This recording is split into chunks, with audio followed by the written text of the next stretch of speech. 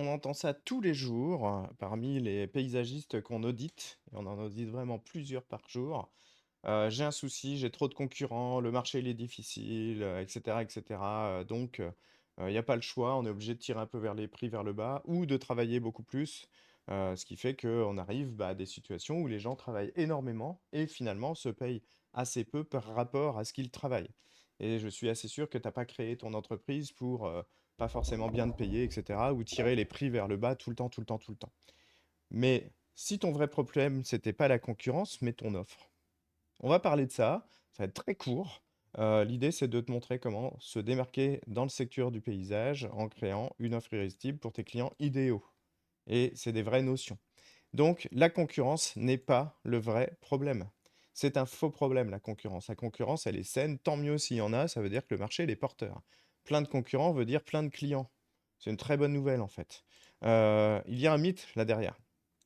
Comme quoi les concurrents t'empêcheraient de te développer. Alors attention, je parle de tout type de concurrents. Tu as les concurrents qui sont là depuis longtemps, qui ont une enseigne, etc., et qui ont gagné la confiance des clients depuis 40 ans. Et là, tu te dis, ouais, mais eux, ils sont plus forts parce qu'ils sont là depuis longtemps. OK. Il y a le concurrent qui débute, qui lui va exploser les prix vers le bas parce que bah, il débute, il lui faut plein de clients, il n'a pas compris que c'était pas comme ça qu'il fallait faire. Tu as tous les concurrents qui font du black, donc eux, bah, ils sont indétrônables au niveau du prix, évidemment.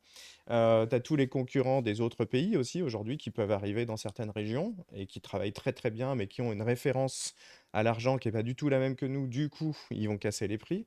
Et puis, tu as aussi les concurrents avec les ESAT, les travailleurs handicapés, etc., qui vont toujours tirer les prix vers le bas.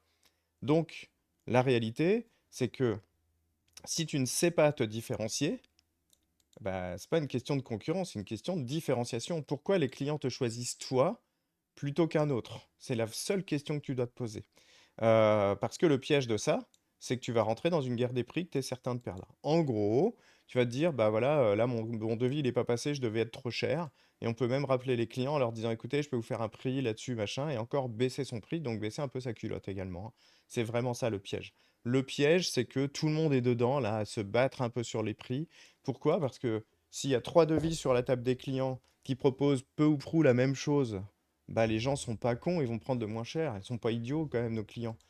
Tes clients, ils sont pas cons, quoi. Donc, par contre, s'ils ont quelque chose qui est vraiment différent et qui est vraiment complet et dont ils se disent, mais waouh, je serais idiot de pas acheter ça, bah là, ça change tout. Donc, pourquoi tes clients te choisissent pas? Bah, parce que tu fais la même chose que les autres.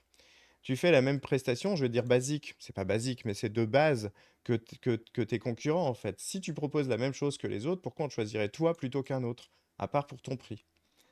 Tu as des prix similaires, pas de valeur ajoutée, seul le prix finalement devient un critère de choix, c'est ce que je viens de te dire, tu vois? Du coup, tu manques de visibilité, bah, tu fais la même chose que les autres. Je veux dire, comme un photographe de mariage qui n'a aucune spécificité, bah, il fait des photos de mariage. OK, bon, c'est quoi sa spécificité? Est-ce qu'il a des très belles photos d'extérieur, des très belles photos d'ambiance? Est-ce qu'il, met en valeur, le mouvement plutôt que le statique? Enfin, il y a plein de façons de se démarquer dans tout un tas de marchés, mais si tu fais la même chose que les autres, bah, tu te doutes que tu es noyé dans la masse de visibilité des autres aussi. Donc si rien ne te démarque, tu as l'impression que le marché semble saturé, ce qui est très faux en général. Et puis, bah, on amène de la confusion aux clients. Les clients ne comprennent pas pourquoi te choisir toi plutôt qu'un autre. Bon, alors il y en a qui vont me dire, ouais, mais moi je suis sympa, ce qui sous-entend que les autres sont des cons, ce qui est faux. Ouais, mais moi je suis un bon technicien, j'explique bien. Ok, ce qui explique que ce qui veut dire que les autres sont des gros nuls, qui n'ont même pas leur CAP. Bah, c'est tout ça, c'est pas vrai en fait, donc ça ne suffit pas pour se démarquer. Pour se démarquer, il y a un système qui s'appelle les offres irrésistibles. Je t'inviterai à voir dans cette chaîne d'autres vidéos vraiment dédiées à ça. Les offres irrésistibles, l'idée c'est d'identifier ton client idéal. Voilà. Qu'est-ce qu'il cherche en fait ton client idéal? Et ça, on peut te montrer dans l'offre irrésistible, j'explique ça un peu mieux, quels sont les vrais besoins des clients derrière qu'on doit résoudre, quels sont leurs vrais problèmes qu'on doit résoudre. Du coup, ça va nous permettre de résoudre un problème spécifique. Quand on a compris qui est notre client idéal, on sait exactement ce qu'il veut.